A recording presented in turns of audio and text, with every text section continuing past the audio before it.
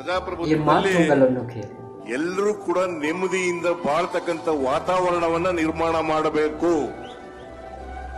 ಅದಕ್ಕೆ ನಾವು ಯಾವಾಗಲೂ ಕೂಡ ನಂಬ್ಕೊಂಡಿರ್ತಕ್ಕಂಥದ್ದು ಸರ್ವ ಜನಾಂಗದ ಶಾಂತಿಯ ತೋಟ ಆಗಬೇಕು ಸಮಾಜ.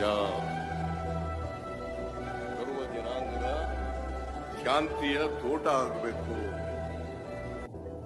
ಯಾವುದೇ ಕಾರಣಕ್ಕೆ ಮನುಷ್ಯನನ್ನ ದ್ವೇಷಿಸ್ತಕ್ಕಂಥ ವಾತಾವರಣವನ್ನ ನಿರ್ಮಾಣ ಮಾಡಬಾರದು.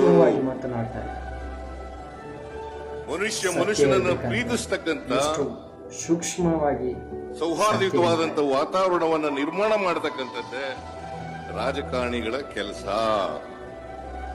ಇನ್ನೊಂದು ಪ್ರಮುಖವಾದ ಕೆಲಸ ಏನಪ್ಪಾ ಅಂತಂದ್ರೆ ಸಮಾಜವನ್ನ ಪರಿವರ್ತನೆ ಮಾಡೋದು. ಸಮಾಜದಲ್ಲಿ ಅಸಮಾನತೆ ಇದೆ. ಈ ವಿಡಿಯೋ ಇಷ್ಟ ಆದರೆ ಲೈಕ್ ಮಾಡಿ, ಶೇರ್ ಮಾಡಿ, ಅಸಮಾನತೆಯನ್ನು ಹೋಗಲಾಡಿಸ್ತಕ್ಕಂಥ ಕೆಲಸವನ್ನ ಮಾಡಬೇಕು.